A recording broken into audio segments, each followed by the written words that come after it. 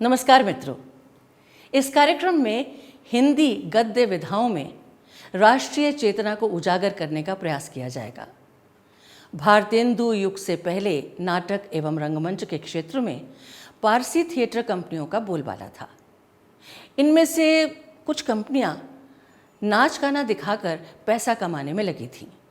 इन्हीं दिनों भारतेंदु मंडल की स्थापना हुई और नाटककारों ने जनता की रुचियों को सुधारने, जनता को संगठित और जागरूक करने के लिए नाटक विधा को चुना, जिसमें अलग अलग तरह के कामों के लिए समाज के अलग अलग वर्गों के लोग मिलकर अपनी भूमिका निभाते थे।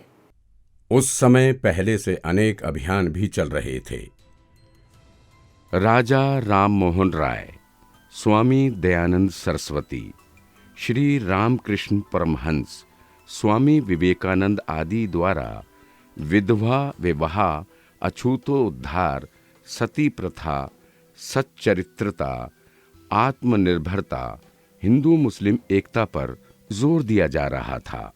जहां गांधी जी के अहिंसक आंदोलनों ने ब्रिटिश सरकार को परेशान कर रखा था, वहीं नेताजी सुभाष चंद्र बोस के तुम मुझे खून दो, मैं तुम्हें आज़ादी दूंगा जैसे जोशीले नारों के साथ साथ स्वाधीनता के लिए चंद्रशेखर आजाद, सरदार भगत सिंह, राम प्रसाद बिस्मिल आदि की क्रांतिकारी गतिविधियां थीं, जिसने ब्रिटिश सरकार की नींद उड़ा रखी थी। स्वाधीनता संग्राम के दौरान एक ओर अंग्रेजों के पास थी बंदूकें और दमन की नीतियां, तथा वहीं दूसरी ओर भारतवासियों के पास थे केवल शब्द, जिसमें था स्वदेश प्रेम और थी आत्म बलिदान की भावना। देश की खातिर लोग इकट्ठे होते, विचार विमर्श करते, प्रभात फेरियां निकालते और स्वाधीनता संग्राम के लिए निकल पड़ते। न केवल पुरुष बल्कि महिलाएं भी इन आंदोलनों में बढ़ चढ़कर हिस्सा ले रही थीं। इन सब प्रयासों का प्रभाव हिंदी साहित्य पर पड़ा।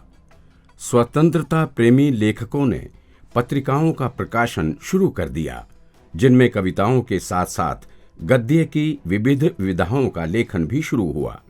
इसके साथ ही आजादी के दीवाने पर्चे छापकर जनता में बांटते थे।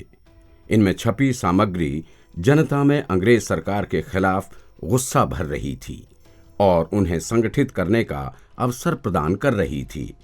ब्रिटिश सरकार ऐसी सामग्री से तंग आ चुकी थी तथा उसे जब्त कर देती और नष्ट कर देती। ऐसे लेखन पर रोक लगा देती थी, लेखकों संपादकों को जेल में डाल देती थी। लेखक जन जागरण के लिए अपने क्रांतिकारी विचारों और भावनाओं को जनता तक पहुंचाने के प्रयासों में लगे रहते थे। आइए हिंदी की गद्य विधाओं में राष्ट्रीय चेतना संबंधी रचनाओं को कुछ साहित्यकारों के माध्यम से जानने का प्रयास करते हैं। भारतेंदु हरिश्चंद्र। भारतीय पुनर्जागरण के अग्रदूत भारतेंदु हरिश्चंद्र ने मौलिक व अनूदित नाटक, निबंध, कविता, कहानी, यात्रा वृत्तांत, उपन्यास व आत्मकथा आदि का सृजन किया है। भारत की दुर्दशा उन्हें व्यथित करती है, जिसके लिए वे अंग्रेज सरकार को दोषी मानते हैं। भारत दुर्दशा, भारत जननी, अंधेर नगरी आदि नाटकों में उनका देश प्रेम दिखाई देता है। हरिश्चंद्र और कवि वचन सुधा पत्रिकाओं का संपादन करते हुए उन्होंने देश प्रेम, स्वभाषा प्रेम और स्वदेशी होने पर बल दिया। अब हम ऐसे एक नाटक का उल्लेख करेंगे जिसमें अंधेर नगरी भारत की प्रतीक है और चौपट राजा अंग्रेज सरकार की दुर्व्यवस्था का। चना विक्रेता, चूरन विक्रेता आदि के माध्यम से भारतेंदु ने टैक्स की मार और कानून के दुरुपयोग से जनता को जागृत करने का प्रयास किया है। जात ले जात, टके से जात, 1 टका दो, हम अभी अपनी जात बेचते हैं। टके के वास्ते ब्राह्मण से धोबी कर दे तो टके के वास्ते धोबी को ब्राह्मण, टके के वास्ते झूठी गवाही दे, टके के वास्ते झूठ को भी सच करे, टके के वास्ते नीच को भी पितामह बनावे।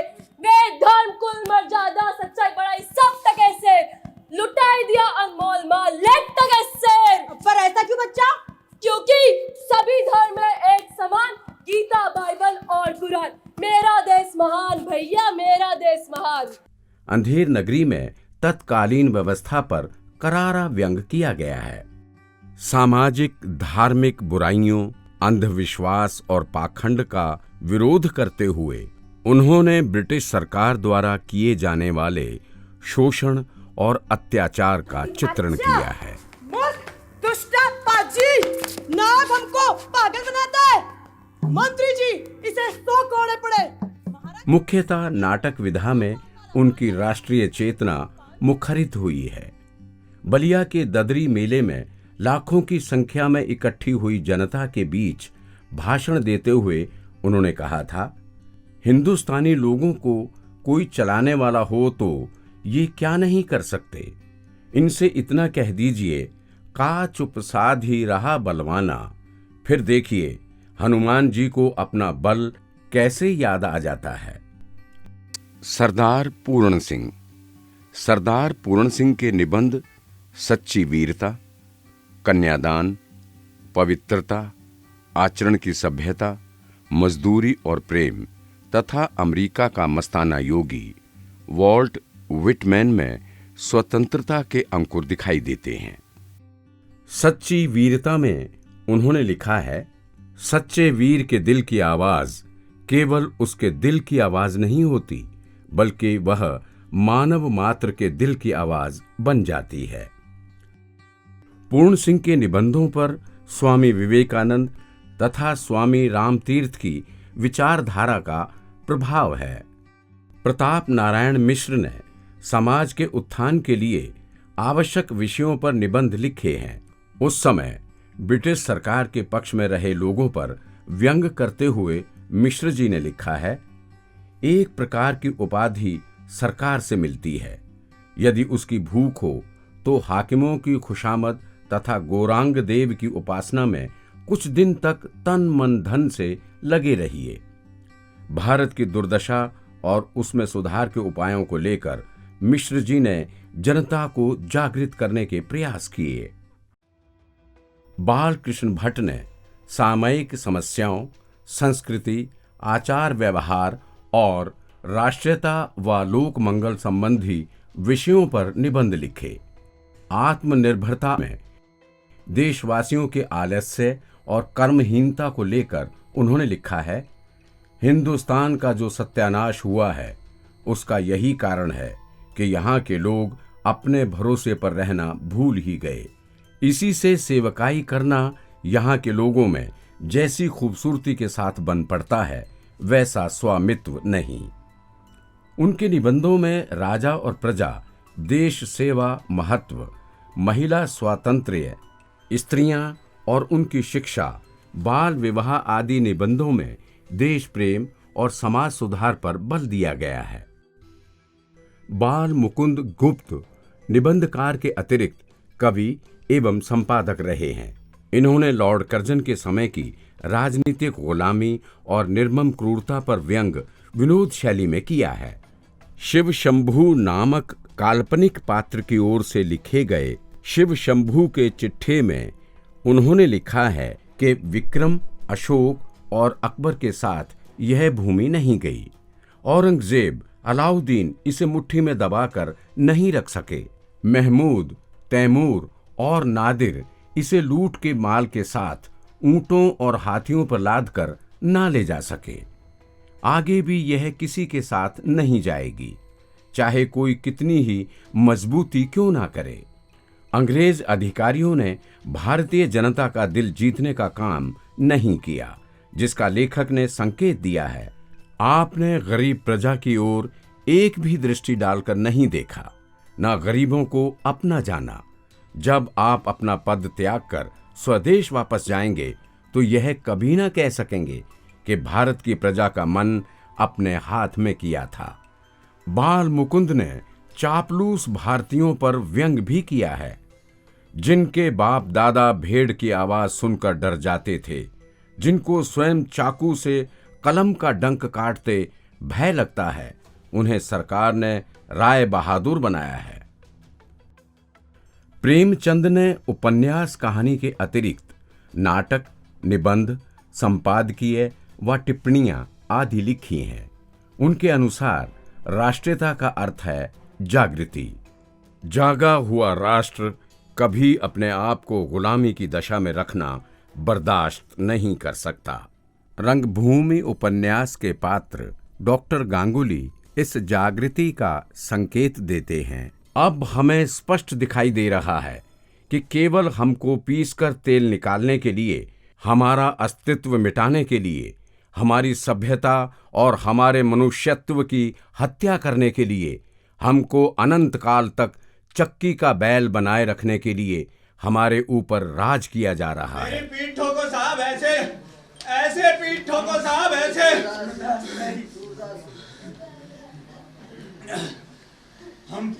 हम फिर खेलेंगे साहब, जरा दम ले लेने दो। और हार हार कर तुम ही से खेलना सीखेंगे साहब। एक ना एक दिन जरूर जीतेंगे साहब, एक ना एक दिन जरूर जीते।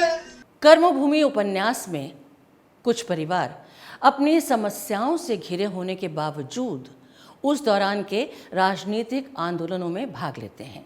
मैं सबसे छोटा, बिल्कुल सामान्य, फिर भी यदि आज्ञा हो तो निवेदन करूं कुछ। कहो वीरसेन। माता द्रौपदी, इसने घोर अपराध किया है, ये सत्य है, परंतु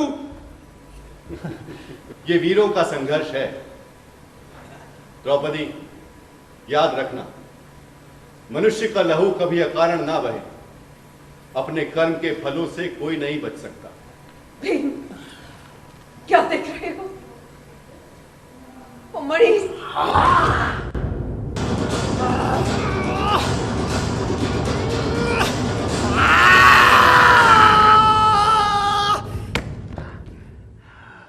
गबन का नायक जब पुलिस के दबाव में झूठी गवाही देने के लिए कोर्ट पहुंचता है, तब वहां कुछ नवयुवकों को, जिन्हें झूठे केस में फंसाया गया था, उन्हें भारत माता की जय के नारे लगाते सुनता है तो आत्मग्लानि से भर जाता है, जिससे वह राष्ट्रीय पराधीनता की बेड़ियों को तोड़ने के लिए तत्पर हो जाता है।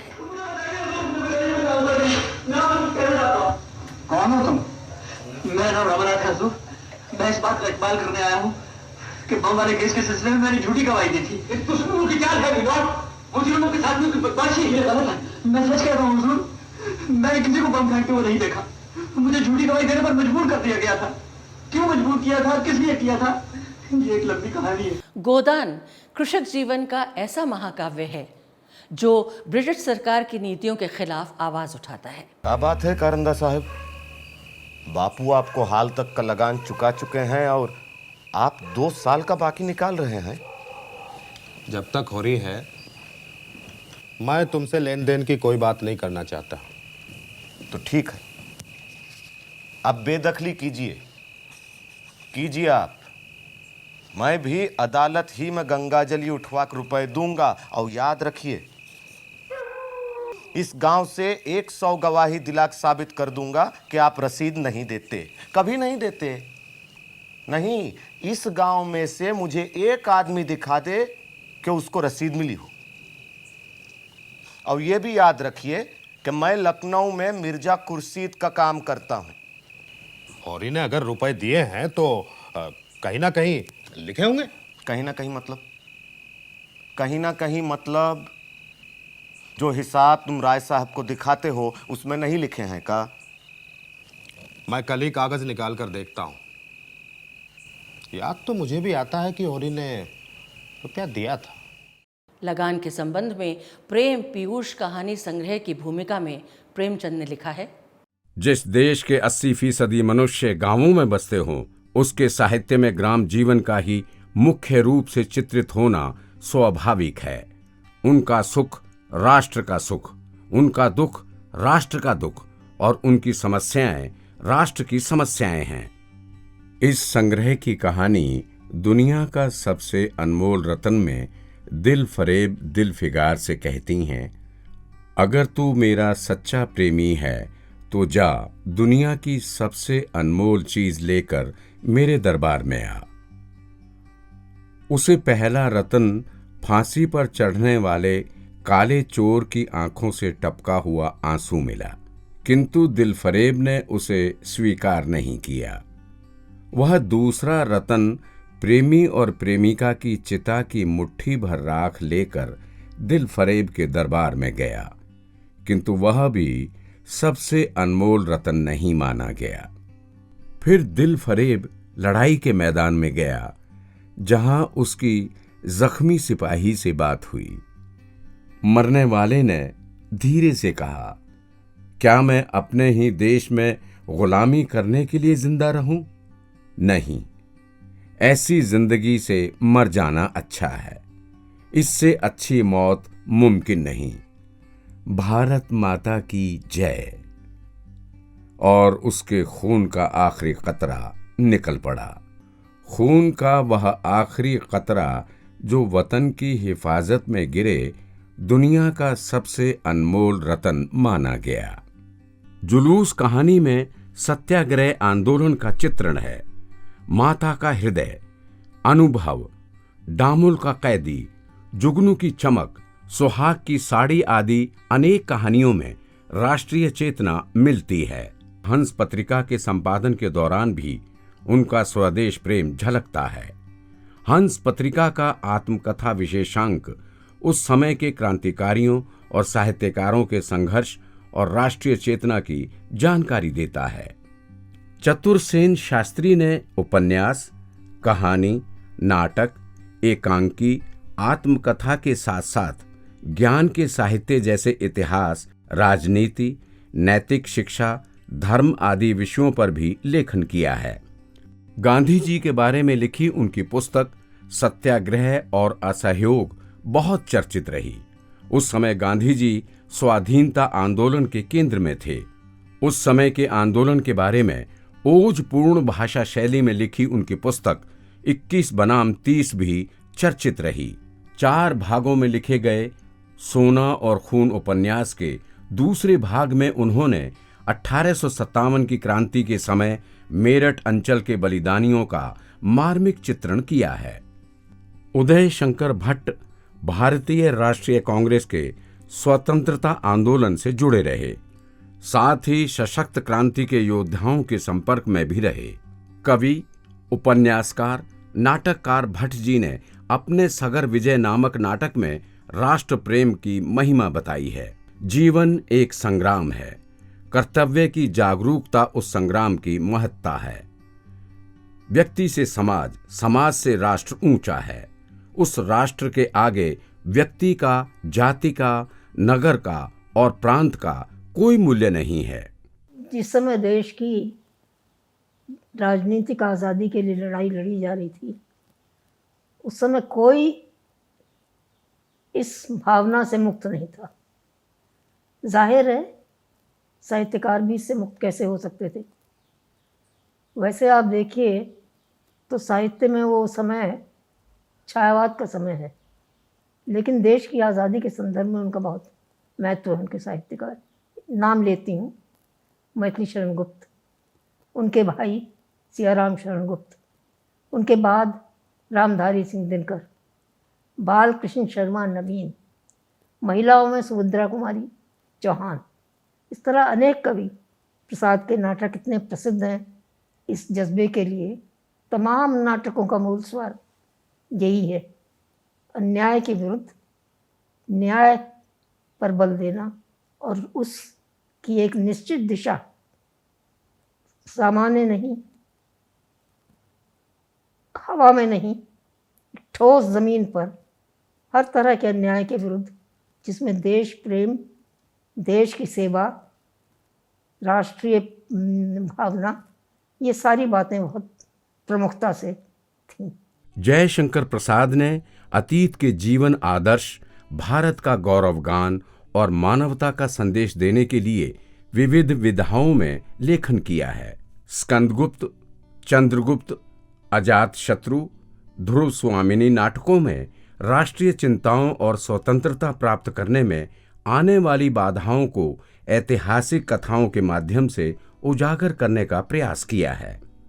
स्कंदगुप्त नाटक का प्रारंभ ही सत्ता के राग विराग से होता है। अधिकार सुख, कितना मादक और सारहीन है। अपने को नियामक और कर्ता समझने की बलवती स्पृहा उससे बेगार कराती है। वीर होते हुए भी स्कंदगुप्त व्यक्तिगत समस्याओं में उलझा है, जबकि भट्टार्क अपनी महत्वाकांक्षाओं के कारण विदेशियों से संधि कर लेता है। कवि हृदय मातृगुप्त में राष्ट्रीय चेतना उमड़ती रहती है। हिमालय के आंगन में उसे प्रथम किरणों का दे उपहार, उषा ने हंस अभिनंदन किया और पहनाया हीरक हार। प्रसाद जी ऐसे भारतवर्ष पर गर्व करते हैं और सर्वस्व न्यौछावर करने का संदेश देते हैं। चंद्रगुप्त नाटक में विदेशियों द्वारा भारत का गुणगान भारत के गौरव को बढ़ाता है। यह स्वप्नों का देश, यह त्याग और ज्ञान का पालना, यह प्रेम की रंगभूमि भारत भूमि क्या भुलाई जा सकती है? कदापि नहीं। अन्य देश मनुष्यों की जन्मभूमि है, ये भारत मानवता की जन्मभूमि है। लेखक के अनुसार स्वाधीनता और राष्ट्र का कल्याण सर्वोपरि है। अजात शत्रु नाटक में इस भावना को उजागर किया गया है। पराधीनता काल में प्रसाद जी का साहित्य हीन भावनाओं से मुक्त कराता है। कहना ना होगा कि प्रकारांतर से प्रसाद जी के साहित्य में राष्ट्रीय स्वाधीनता आंदोलन के बीज पाए जाते हैं। रामचंद्र शुक्ल का देश प्रेम संबंधी निबंध तब लिखा गया जब आजादी की लड़ाई अपने चरम पर थी। शुक्ल जी के निबंधों का मूल स्वर देश प्रेम, सामाजिक एकता और आदर्शों के प्रति आस्था जगाना रहा है। बाबू गुलाब राय ने अपने लेखन में ऐतिहासिक, सामाजिक और राजनीतिक विडंबनाओं को समेटा है। उन्होंने मेरी असफलताएं नामक आत्मकथा में एक स्थल पर अपनी बीमारी को ब्रिटिश सरकार के रवैये से जोड़कर दर्शाया है। जिस प्रकार वृद्ध भारत ने विभिन्न आक्रमणकारियों को थोड़े बहुत अवरोध और प्रतिरोध के साथ अपने विशाल वक्षस्थल पर स्थान दिया, उसी प्रकार समय समय पर प्रादुर्भूत रोगों को थोड़े बहुत प्रतिरोध के साथ मैंने भी अपने शरीर में आश्रय दिया है। वे हिंदू परिवार के अतिथि की भांति बिना सूचना दिए आते हैं और रियासती मेहमान की भांति टाले नहीं टलते। ब्रिटिश सरकार की भांति वे जमे रहने का एक ना एक बहाना ढूंढ निकालते हैं। गुलाब राय गांधीवादी दर्शन से प्रभावित थे। राहुल सांकृत्यायन ने विविध विधाओं में लेखन किया है। जीने के लिए उपन्यास में जलियांवाला बाग के भीषण नरसंहार और फौजी कानून का विरोध दिखाया है। ऐतिहासिक उपन्यासकार वृंदावन लाल वर्मा के उपन्यास झांसी की रानी लक्ष्मीबाई में उन्होंने युद्ध को संस्कृति और कला को बचाने की कोशिश माना था। युद्ध वास्तव में है किस निमित्त? अपने जीवन और धर्म की रक्षा के लिए, अपनी संस्कृति और कला को बचाने के लिए। नहीं तो युद्ध एक व्यर्थ का रक्तपात ही है। यह खेल जल्दी हो जाए और फिर उस खेल को ऐसा खेलो कि अंग्रेजों के छक्के छूट जाएं और देश उनकी फांस से मुक्त हो जाए। उनके नाटक सेनापति ऊदल को विद्रोही तेवर होने के कारण ब्रिटिश सरकार ने जब्त कर लिया था। सुभद्रा कुमारी चौहान को राष्ट्रीय आंदोलन में सक्रिय रहने के कारण जेल जाना पड़ा। उनके 3 कहानी संग्रह बिखरे मोती, उन्मादिनी और सीधे साधे चित्र प्रकाशित हुए। उनकी कहानियों में राष्ट्र प्रेम और समाज सुधार की सोच प्रधान है। स्वाधीनता संग्राम के दौरान पुलिस वाले पापी पेट की खातिर अपने ही देशवासियों पर अत्याचार करते थे। झूठे केसों में फंसाकर पुलिस वाले जनता का मनोबल तोड़ने का प्रयास करते थे, परंतु जनता ने तो जैसे सिर पर कफन बांध लिया था। स्त्रियों, पुरुषों और बालकों पर हुए लाठीचार्ज से खिन्न सरकार में सेवारत ऑनरेरी मजिस्ट्रेट लाठीचार्ज की घटना पर कोर्ट में बयान देते हैं, मेरा तो यह विश्वास हो गया है कि इस शासन विधान में जो प्रजा का हितकर नहीं है, अवश्य परिवर्तन होना चाहिए। हर एक हिंदुस्तानी का धर्म है कि वह शासन सुधार के काम में पूरा पूरा सहयोग दे। मैं अपना धर्म पालन करने के लिए विवश हूँ और यह मेरी राय साहेबी और ऑनरेरी मजिस्ट्रेट का त्याग पत्र है। तांगेवाला कहानी में तांगेवाले का राष्ट्रभक्ति से ओतप्रोत वक्तव्य है, सारे हिंदुस्तान में गदर के समय इन फिरंगियों ने क्या कम जुल्म किए हैं। गांव के गांव जला दिए, औरतों को बेइज्जत किया, निरपराध लोगों को तोप के मुंह में बांधकर उड़ा दिया। फिर सन 57 की दूर की बात जाने दीजिए, अभी की बात है, पंजाब में उन्होंने क्या कम किया है। जलियांवाले बाग को कौन भूल जाएगा। घाव ताज़ा है हुजूर, इन फिरंगियों को देखते ही उस पर नमक पड़ जाता है। इसीलिए मैंने कसम खाई है, इन्हें तांगे पर कभी ना बिठाऊंगा। मेरा मन इनसे बदला लेने के लिए बार बार उमड़ता है। इसके अतिरिक्त भी 3 बच्चे, गुलाब सिंह, चढ़ा दिमाग आदि कहानियां उस समय के ब्रिटिश अत्याचार और राष्ट्रभक्तों के मन में सुलग रही ज्वाला को उजागर करती हैं। यशपाल छात्र जीवन से ही क्रांतिकारी आंदोलनों में भाग लेते रहे। उनके उपन्यास दादा कामरेड का पात्र हरीश आज़ादी के लिए कभी उग्र तो कभी शांतिपूर्ण असहयोग का मार्ग अपनाता है। इस देश की जनता का शोषण समाप्त कर उसके लिए आत्मनिर्णय का अधिकार प्राप्त करना है। स्वराज्य का अर्थ आखिर है क्या? हम 150 आदमी तो स्वराज्य ले नहीं सकते। स्वराज्य तो जनता का संयुक्त प्रयास ही ला सकता है। यशपाल जी के देशद्रोही उपन्यास में समाजवादी व्यवस्था को महत्व दिया गया है, तो दिव्या में युगों से पीड़ित नारी का अपने गौरव और उत्थान के लिए संघर्ष करने का संदेश है। महादेवी वर्मा ने कविता के अलावा निबंध, संस्मरण, रेखाचित्र, भूमिकाएं आदि भी लिखी हैं। अतीत के चलचित्र स्मृति की रेखाएं नामक संस्मरणात्मक रेखाचित्र पुस्तकों में महादेवी वर्मा ने स्वतंत्रता सेनानी महात्मा गांधी, राजेंद्र प्रसाद, जवाहरलाल नेहरू और पुरुषोत्तम दास टंडन सहित अनेक मनीषियों और साहित्यकारों के संस्मरण लिखे हैं। हजारी प्रसाद द्विवेदी सांस्कृतिक मूल्यों और लगातार सामने आती नई चुनौतियों के बीच तारतम्य बनाए रखने वाले निबंधकार और उपन्यासकार हैं। हजारी प्रसाद द्विवेदी के उपन्यास बाण भट्ट की आत्मकथा में राष्ट्रीय चिंतन है। इसमें इन्होंने वर्षों पुरानी कायरताग्रस्त जाति को जैसे गुरु मंत्र दिया, सत्य के लिए किसी से भी न डरना, गुरु से भी नहीं, मंत्र से भी नहीं, लोक से भी नहीं, वेद से भी नहीं। सच्चिदानंद हीरानंद वात्स्यायन अज्ञे ने क्रांतिकारी आंदोलन में भाग लिया, विविध विधाओं में लेखन किया। उनके उपन्यास शेखर एक जीवनी में शेखर नामक पात्र के व्यक्तित्व में हर तरह की गुलामी का विरोध करना, अंग्रेजी बोलने से इनकार करना और विदेशी कपड़ों में आग लगा देना शामिल है। अज्ञे के अनुसार शेखर कोई बड़ा आदमी नहीं है, वह अच्छा भी नहीं है, लेकिन वह मानवता के संचित अनुभव के प्रकाश में ईमानदारी से अपने को पहचानने की कोशिश कर रहा है। शेखर एक जीवनी के दूसरे भाग में संघर्षशील शेखर को स्वयं सेवक के रूप में जेल जाना पड़ता है। उसकी क्रांतिकारी गतिविधियां सिद्ध करती हैं कि हर इंसान को अपना जीवन दर्शन अपने जीवन से ही पाना होता है। स्वाधीनता संग्राम के दौरान साहित्यकारों द्वारा जो जीवनियाँ लिखी गईं, वे ऐतिहासिक महापुरुषों, स्वाधीनता आंदोलन का नेतृत्व कर रहे मनीषियों, समाज सुधारकों, पौराणिक पात्रों और वीरांगनाओं की थीं। इन जीवनियों को लिखने का उद्देश्य भारतीय जनता को अपने गौरवपूर्ण अतीत की याद दिलाना, ऐतिहासिक पराधीनता से स्वयं को आज़ाद कराने के प्रयत्न करना, समाज सुधार और महिलाओं में भी क्रांति की चेतना जगाना था।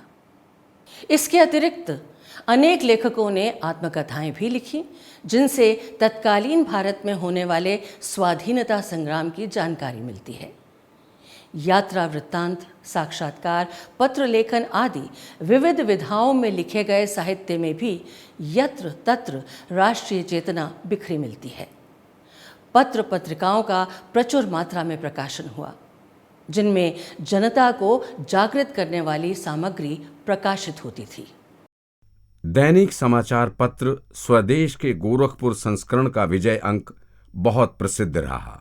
ब्रिटिश सरकार ने इसे जब्त कर लिया था। इसका संपादन पांडे बेचन शर्मा उग्र ने किया था। चांद पत्रिका का फांसी अंक नवंबर 1928 में प्रकाशित हुआ। इसमें देश को अंग्रेजों की गुलामी से मुक्त कराने वाले क्रांतिकारियों और स्वतंत्रता सेनानियों की जीवन गाथाएं हैं। ब्रिटिश सरकार ने इसे भी जब्त कर लिया था।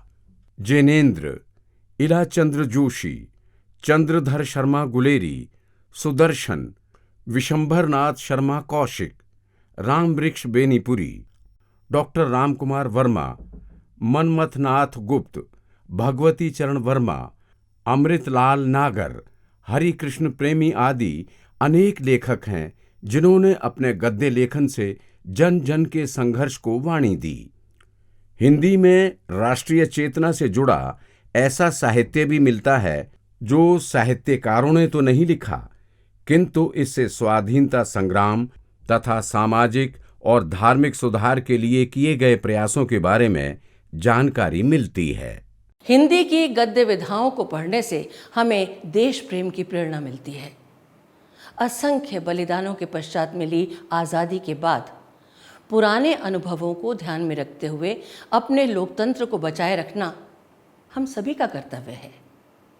आशा है आज़ादी के अमृत महोत्सव के उपलक्ष्य में तैयार हिंदी साहित्य में राष्ट्रीय चेतना विषयक ये कार्यक्रम आपको पसंद आया होगा। धन्यवाद। नमस्कार।